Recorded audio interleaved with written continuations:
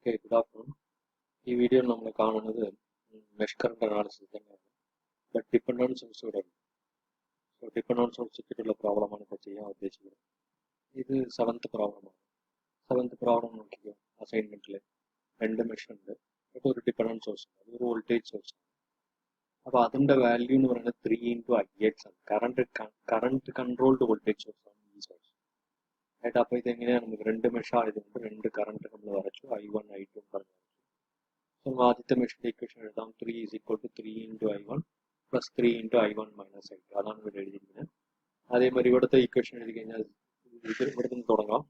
3 × I2 0 = 3 × I2 + 3 × Ix + 3 × I2 - I1. അതാണ് എഴുതിയിരിക്കുന്നത്. ഇവിടെ Ix എന്ന് പറയുന്നത് എന്താണിത്? ഈ 3 ഓമിൽ ഫ്ലോ ചെയ്യുന്ന കറണ്ട് ആയതുകൊണ്ട് കറണ്ടാണ് Ix എന്ന് പറയുന്നത്. അപ്പോൾ 3 ഓമിൽ ഫ്ലോ ചെയ്യുന്ന കറണ്ട് ശരിക്കും ഏതായിട്ട് അസ്യൂം ചെയ്തിരിക്കുന്നത്? I1 എന്ന് പറഞ്ഞിട്ടാണ് അസ്യൂം ചെയ്തത്. I1ന്റെ ഡയറക്ഷൻ ഇങ്ങനെയാണ്, Ixന്റെ ഡയറക്ഷൻ ഇങ്ങനെയാണ്. സോ രണ്ടും ഒരേ ഡയറക്ഷൻ ആയതുകൊണ്ട് Ix = I1. അപ്പോൾ മുകളിൽ ഈ ഇവിടെ Ix പകരം I1 സബ്സ്റ്റിറ്റ്യൂട്ട് ചെയ്തിട്ട് സിംപ്ലിഫൈ ചെയ്താൽ മതി. ഇത് ആദ്യത്തെ പ്രോബ്ലമാണ്.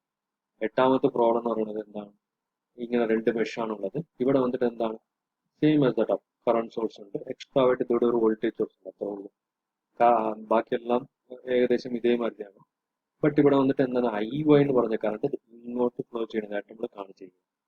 ഓക്കെ, ദാറ്റ് ഈസ് ഇതിൽ നിന്ന് ഇങ്ങോട്ട് ഫ്ലോ ചെയ്യുന്ന കറണ്ടാണ് I1. അതിന്റെ 3 ടൈംസ് ആണ് ഇതിന്റെ വോൾട്ടേജിന്റെ വാല്യൂ എന്നാണ് പറയുന്നത്. അപ്പൊ ഇതെങ്ങനെയാ ചെയ്യാം? സെയിം ആസ് ദാറ്റ് രണ്ട് മെഷാണ്.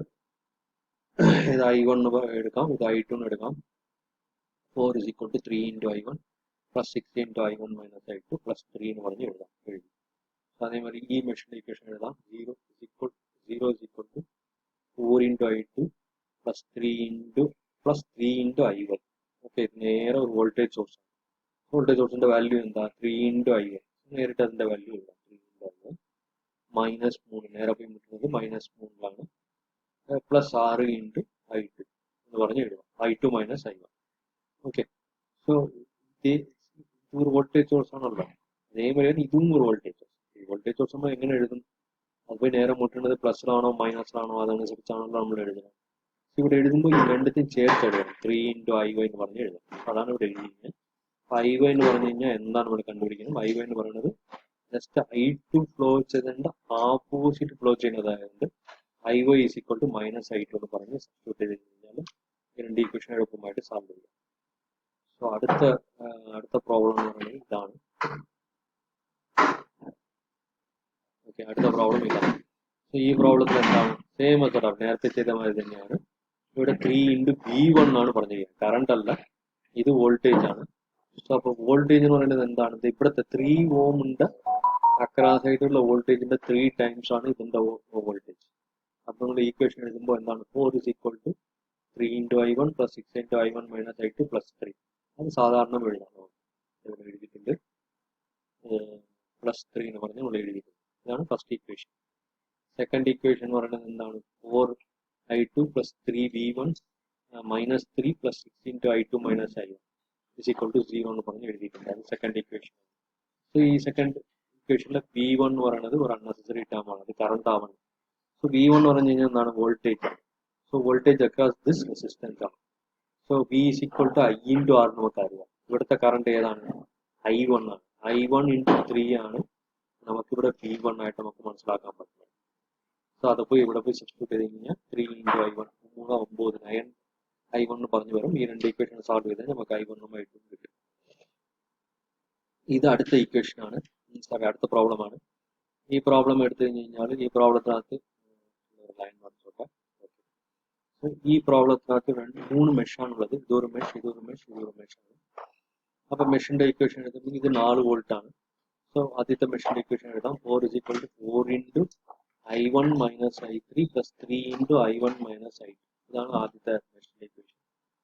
സെക്കൻഡ് മെഷിന്റെ ഇക്വേഷൻ 2 × I2 - I1 I3. ഈ 2 ഓം എന്ന് പറയുന്നത് ഈ പറഞ്ഞ രണ്ട് മെഷിന്റെ ഇടയ്ക്കാണുള്ളത്. ഈ പറഞ്ഞ തേർഡ് മെഷിനും സെക്കൻഡ് മെഷിനും ഇടയ്ക്കുള്ള റെസിസ്റ്റൻസ് ആണ്. അപ്പൊ 2 × I2 - I3 plus 4v1 plus 3 into i2 minus i1 എന്ന് പറഞ്ഞിട്ട് രണ്ടാമത്തെ ഇക്വേഷൻ നമുക്ക് എഴുതാം. ഓക്കെ, രണ്ടാമത്തെ ഇക്വേഷൻ നമുക്ക് എഴുതാം. ഇതിനകത്ത് v1 എന്ന് പറയുന്നത് എന്താണ്? v1 എന്ന് പറയുന്നത് v1 എന്ന് പറയുന്നത് ഈ 6 ഓമിന്റെ അക്രോസ് ആയിട്ടുള്ള വോൾട്ടേജ് ആണ്. ഇത് മൈനസ് ആണ്, ഇത് പ്ലസ് ആണ്.